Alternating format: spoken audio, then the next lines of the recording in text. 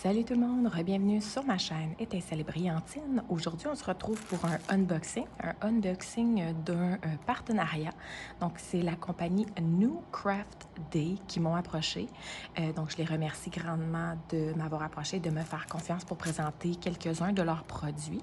Alors, je vous invite à aller voir dans la barre de description de la vidéo pour les informations sur les produits et également je les contacterai pour savoir s'ils peuvent me donner un petit pourcentage de rabais pour vous.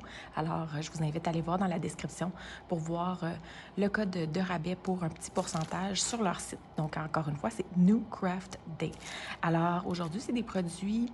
En fait, un des deux produits, c'est légèrement différent de ce que vous êtes habitué de voir sur la chaîne. Il y en a un que c'est un point de croix et l'autre, j'ai voulu l'essayer. Je ne sais pas si ça va fonctionner, si je vais aimer ça, si je vais le présenter nécessairement sur la chaîne, mais je le unbox et au pire, je vous montrerai peut-être mes avancées là-dedans. C'est de la peinture par numéro. Donc, ça fait un moment que je veux l'essayer, mais que j'ose pas me lancer. Et puis là, j'ai décidé que c'était maintenant. J'ai pris une image qui est, selon moi, assez facile à réaliser. Alors, on va essayer. Si on aime, on continue. Si on n'aime pas, ben on arrête. Donc, voilà pour les produits. Alors, on va commencer avec le point de croix. J'ai simplement ouvert le sac pour m'assurer que les produits étaient bien là et tout est en règle. Donc, il n'y a pas de problème. Alors, on y va avec un point de croix. C'est de la compagnie Joy Sunday. Donc, ça s'appelle, Gate of Wonderland. C'est sur du 14 count et ça va mesurer 29 par 33 cm. On se souvient que 29 par 33, c'est les bordures inclus. Donc, c'était un petit design qui m'intéressait aussi dans les temps de l'année. Comme ça, ici, c'est agréable de faire des petites choses qui semblent printanières ou estivales. Donc, comme d'habitude, derrière le petit sac, il y a toujours comment faire du cross-stitch. Donc, vous avez toutes les instructions. On va mettre le sac de côté. On va y aller avec le patron. Donc, c'est sur un gros papier épais glacé. Et on a 4 pages. Excusez, c'est dans ce sens-là. Donc, on a la première page. C'est pas tout le design qui est à diamanter. Voyons, excusez. C'est pas tout le design qui est à broder. Donc, on a beaucoup de parties blanches. C'est un partiel qu'on appelle. Donc, on a la première page qui est ici. Ça continue sur la deuxième. Et si on tourne de bord comme ça, on a comme un petit bout de troisième qui est comme le côté. Et puis, un petit bout de quatrième aussi, qui est comme les deux côtés juste ici, là, dans le fond. Et ici, on a toutes les couleurs. Donc, au total, on va avoir 43 couleurs. On a des points complets et on a du point arrière. Donc, on n'a pas d'autres sortes de points. Alors, voici pour les couleurs. On a quand même beaucoup de couleurs jaunâtres, terre, vert. Donc, ça risque d'être quand même assez intéressant. On va juste aller voir pour les petites couleurs. On a quand même des belles petites couleurs. Comme je vous disais, ici, on a des verts, des jaunes. Je vais juste faire ça comme ça. Donc, des verts, des jaunes, des bleus, terre, brun, comme ça ici, orangé. Et puis là, ici, les couleurs peut-être un peu plus intéressantes en avant, des petits rosés, brun foncé, d'autres verts, blancs. Donc, on a les deux petites aiguilles comme ça ici. Les fils sont toujours à la bonne grandeur, donc il n'y a pas de problème à ce niveau-là. Et voici pour le design. Donc, c'est sûr que quand on le regarde comme ça, comme je l'ai dit toujours, là, du point de croix, c'est des couleurs très criardes, donc ça donne pas du tout le même effet au final, mais c'est vraiment pour qu'on puisse mieux différencier les couleurs sur le patron et les couleurs à broder. Donc, les symboles sont très, très clairs. J'ai déjà vu pire. Donc, ils sont très, très, très, très clairs. Il n'y a pas de problème à ce niveau-là. Et puis, on a une charte, notre charte qui est en bas ici, puis ça continue sur le côté. Donc, ça va être un 121 points de large par 142 points de haut. Et voilà! ça se fait bien. Je trouve que c'est pas trop petit, mais c'est pas trop gros. C'est vraiment juste la bonne... c'est une bonne taille, là. Dans les tailles de 30 par 30 à peu près, là, centimètres, là, c'est super, là. On aime ça. Alors, voici pour le point de croix. On va le mettre de côté. Et maintenant, on va aller dans la pièce de résistance, la peinture par numéro. C'est la première fois que je vais ouvrir ça. Donc, on va le découvrir ensemble.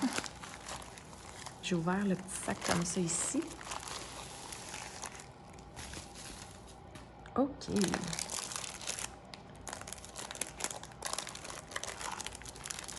Oh! Regardez l'image.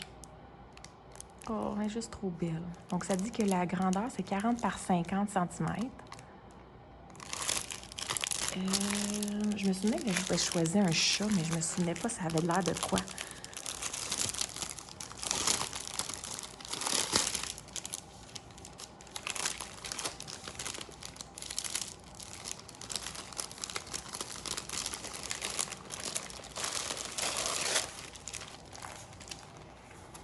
Donc, comme ça ici sur la petite image, c'est une image qui est sur un papier qui est autocollant. Donc, on peut, vous voyez ici, là, il y a comme une bulle là, qui s'est formée.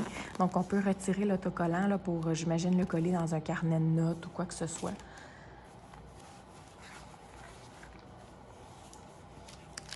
OK.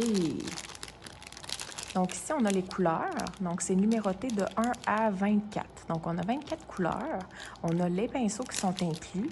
Et on a également des petits crochets pour l'accrocher quand on a fini.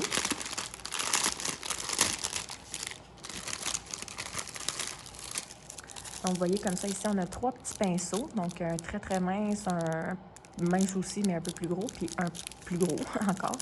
Et on a les petits crochets là, pour accrocher notre travail une fois fini, donc pour pouvoir l'accrocher au mur. C'est sûr qu'on doit le mettre sur un cadre, là. Donc, il faut accrocher ça sur le cadre. On ne peut pas l'accrocher direct sur la toile, là. Et puis, voici pour les couleurs.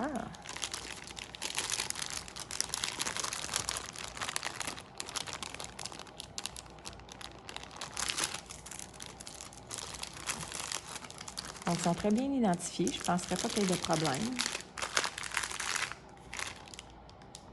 Là, il semble avoir une date ici. Fait que je ne sais pas si de la peinture à numéro, c'est parce qu'il faut la faire quand même rapidement parce que ça pourrait peut-être expirer. Je ne le sais pas.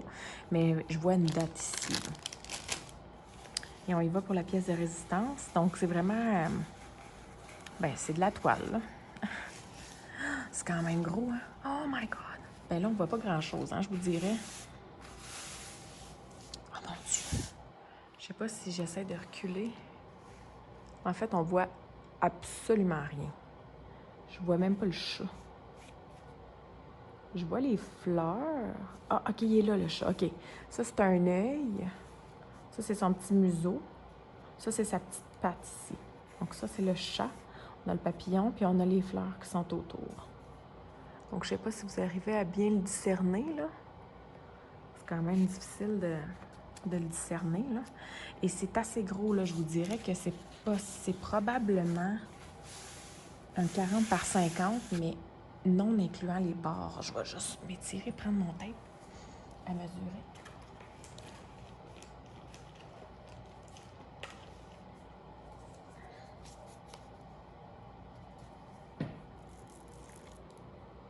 C'est ça.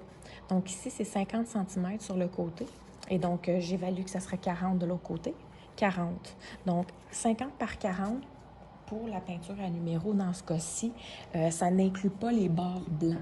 Donc, les bords blancs sont là probablement pour nous aider à bien encadrer l'image par la suite. Et puis, si vous voyez aussi les zones à peinturer, c'est des zones qui sont quand même assez faciles. On en a des plus petites, mais en général, je vous dirais que c'est assez facile, c'est assez gros. Donc, ben, c'est excitant. J'ai hâte d'essayer ça. J'ai hâte d'essayer ça. Alors, voilà. J'espère que vous avez apprécié. Dites-moi si vous avez envie que j'en fasse avec vous de la peinture par numéro. Donc, J'attends vos réponses en commentaire. Et puis sur ce, je remercie encore une fois la compagnie New Craft Day de m'avoir fait confiance et j'espère que ça vous a plu. Je vous souhaite de passer une excellente journée. À la prochaine. Bye bye.